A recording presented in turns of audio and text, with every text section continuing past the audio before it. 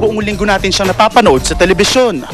Hindi na nga matatawaran ng husay ni Pia Guanyo bilang isang host.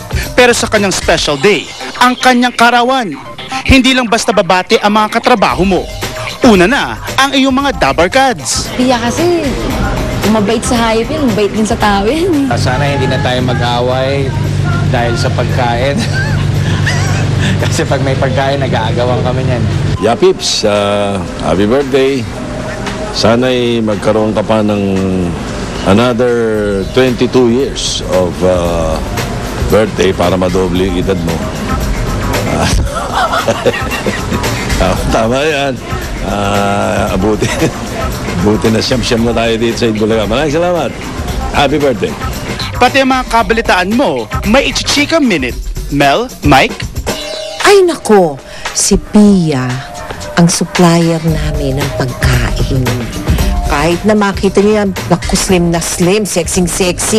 Naku, napakalakas kumain yan. Kahit hindi siya on camera, kahit nandun siya sa tabi, munguya lang ng mga chichiryang baon niya araw-araw.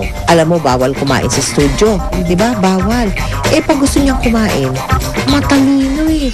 Gagawin niya, bibigyan niya kami para lahat kami kumakain. Hindi lang siya papagalitan. Bubulgar ko na ngayon. Okay. Si Pia, love life niya. Pag pinag-uusapan namin, pag may tinatanong ako sa kanya tungkol sa love life niya, ito ang sagot niya. Tahimik lang siya. Deadma. No comment, deadma. Ayun. Pag may mga balita o mga storya tungkol sa mga kinasal, yun. Tinatawag ko yung pangalan niya. Pia, panoorin mo yan. Tawag ko niyan hi Pia baby. Siyempre, may wish ako sa'yo, hindi pwedeng wala. Continue to enjoy life. Yan lang. And of course, always be beautiful, ha? Alam mo naman, may pack tayo dyan. Always tayo beautiful. Happy birthday, sweetheart. And finally, ano naman kaya ang maibubukang ng mga ka-showbiz central mo? Kaya get ready, because it's your birthday, Miss Pia Guanyo. There you have it, our birthday girl, Pia Guanyo.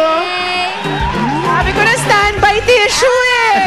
Birthday! Ayun na una kong tanong, Pia, para saan ang luha? Ano ito? Dahil na-touch ka ba doon sa VTR or malungkot ka na naman ba these days? Hindi, no. I was just touched by what Tita Mel said. Tita Mel, you're such a sweetheart talaga. She's parang my mom na here sa GMA eh. Nakakatuwa talaga si Tita Mel. She just has this huge heart for everybody na talagang she takes care of everyone around her, including me. So, Tita Mel, thank you so much. And Mike. Si Mike laging ganyan niya pag may kinakasal. Pia Guanyo, attention. Tapos, pagkatapos ng storya, ba't ako? We're always like that. Pero ito nakakagulat na sinabi ng mga kasama mo sa 24 oras, matakaw ka daw. With a body like that, parang it's hard to believe. It's also hard to work it off. That's the part they don't see. But it's very true. I like to eat. So this is why I slave away in the gym every chance I get. Yun, that's what I want to ask you. On your downtime, kasi you have 2 daily shows. Eat Bulaga, tapos sa gabi may news. Tapos meron ka pang weekend show. So you have Showbiz Central. What do you do on your downtime? Are you too tired na mahiga na lang sa bahay, okay na? Aside from working out. Yes. Well, the good thing about it is I know what time yung work ko ends. So I can still make plans after that. After 24 oras, it's usually a late dinner with friends, or if I'm really up to it and I'm not so tired, I can even go out clubbing. Yes. True. Compared with soaps, hindi mo alam kung oras. So may buhay pa naman ako. But it just doesn't happen so often because you still have to be very hyper and up and about for your live shows. You can't be antok-antok. Eto, in relation to that, like what I said, you have so many shows, you're so busy every day talaga.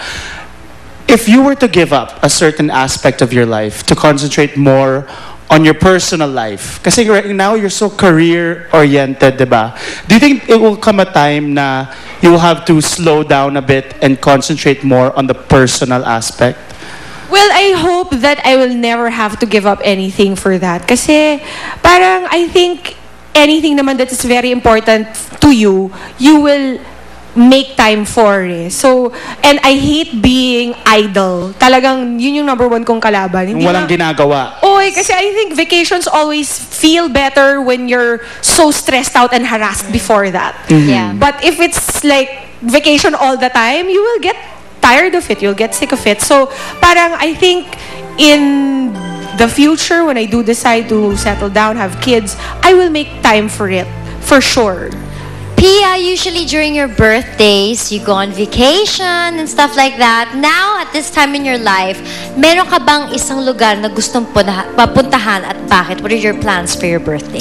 Well, okay, I'm almost ashamed to admit this. I've never been to Europe, so Ako din. I know, I did. definitely in the list. Pareho tayo. So, tsaka pa po, sa mga nagtatanong, ay ang dami nagtitext sa akin kailan talaga ang birthday ni Pia. That's next Sunday, October 24 pa. Tama ba ako? Correct. So, nagse-celebrate lang po kami ngayon dahil nga, pag birthday ni Pia, siya ay nagbabakasyon. So, Disappear. Kaya wala saan siya ngayon? dito. Where are you going? Saan ngayon ang plano, Pia? Well, Dati, I wish... last year, Africa, di ba ngayon? Saan? It's kind of hard to top that nga eh. So, wala pa nga ako naiisip up to now. But it's got to be a place na that's not as far as Africa because I only have a couple of days. So, we'll see. Update mo na lang ulit kami. Kaya rin dati. Well, itong tanong ko sa'yo, Pia, because the last time that you sat in front of us na Oo nga. may ganitong opportunity na magtanong kami about your life, last time, hindi masyadong happy. Diba? Last time, it was it was a bit sad. Let me ask you now. Inerase ko nga agad yung episode sa recorder ko. I will ask you now, kumusta ka ngayon? Well, as we speak. I'm very, very good. Well, yeah, I can actually say that I'm happy. I'm problem free. There isn't one thing that's bothering me at the moment. Everything is at peace. So, I'm good. You know. Life is balanced. Life is balanced. Yeah. I could honestly say that to myself. Na parang wala naman akong problema, wala naman akong bad feelings with anybody, wala naman akong hidwaan with anyone. So, well, this is like very ideal for me. Kasi ayoko talaga na may kaaway, ayoko nang may tampuhan with somebody, may problema. It's very difficult to handle, especially with the work that we do. We always have to be happy and focused on the job at hand. So, how do you block the negativity? Kasi alam ko, lahat naman tayo, we go through problems in life. And ikaw, nakikita ka namin araw-araw sa television, nakasmile, nakangiti. Always happy. How do you block off all the problems? Maski dito sa Showbiz Central, di ba? Si Pia, pag nagchichikahan tayo, hindi natin alam na may problema pala siya. Parang you're never in a bad smiling, mood. yes. Ano bang secret fresh. dyan, Pia? well, I think na it helps to have a strong spiritual background. Kasi you know na no matter what happens, life has its ups and downs.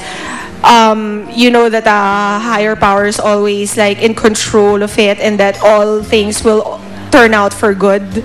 So, I greatly thank the fact na parang I'm a Christian and I have a solid spiritual background because of that. So, Okay. that gets me. Well, on your special day, sinong gusto mong pasalamatan? Uy, marami yan. I can start with what I'm wearing. Charina Sarte, thank you so much for my outfits today. Zang Zulueta, who did my makeup today. And Mancha, who did my hair. And House of Abaji, which is now open in Robinson's Place in Ermita for my skincare, UK stem cell soap. And I gotta thank, of course, Tita June Rufino, my manager, who is more than just a manager to me. She's also my confidant, my problem solver, everything.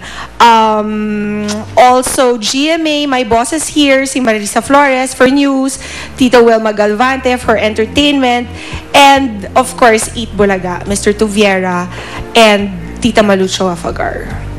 Happy birthday! Happy birthday. Pia, marami kang ka-birthday. Birthday ni Miss Gigi Santiago Lara. Ay, Ma'am Gigi, happy birthday po. Yes. And At ito saka si na. Mr. Duavit, birthday din. Ayan, Oh, birthday go. po, sir. Ang daming And we would handa like dyan to sa thank the labas. following, but before I thank you ko, sana padalan po niyo ako ng souvenir. Melon Makati, FYI. Lydia's Lechon, Fernando's Cake, Zagu Pearl Shake, BB Stuffed Bread, Happy House Donut, King Sue Ham, Waffle Time, thank you very much, and Master Shomai Scramble King. Thank I you would very like to much. thank Eileen Ramos, Ton Lau, at the Heart Dental Services, and Dr. Vicky Bello. Thank you so much. And We also gotta thank Showbiz Central, Extreme Addicts, and of course my Yes. favorite addicts. they're all here every week. Napakasipag nila at padami ng padami ang banners ninyo. At Yes, ang okay. Pianatics nandito, ha? Yes. And speaking of that, I'd like to say thank you to Heart World Pinoy Exchange, Dart, and Daniel Matsunaga's fans na rin. Uy, You know, may ganun talaga. of course. I-check ko lang yun. At Okay. eto na, up next, ito na yung favorite segment ko, Sweet. Alam ko, Mon, at talaga dahil paborito mo yan, ginalingan talaga ng staff natin. I think ito yata ang pinaka-scary na kababalaga. Kasi Oh my ano God. yan eh, pag malapit na ang Halloween, every week meron kami mga course. ganitong horror stories sa ating mga Nakakatakot celebrities. talaga. Let's watch Ay, wait. this. Oh my Can I God. make habol lang one Yes. more thing? My stylist, Milet Arzaga. Ayan, Milet, ha? Ayun, nakakatakot Eto na na, talaga. when we Napaka-feel come ko back, na. when we come back, eto na po. Okay, stick around. Grabe yung nangyari kay Ano ba Carlos ito kasi? Kapatid sa bahay niya. Mula sa kabilang buhay, anong mensaheng nais iparating sa dating sexy star na si Carla Estrada ng kaluluwa ng isang lalaking naging malapit daw sa kanya? Baka humihingi siya ng tulong. Para sa akin, si Kuya yung nagpakita.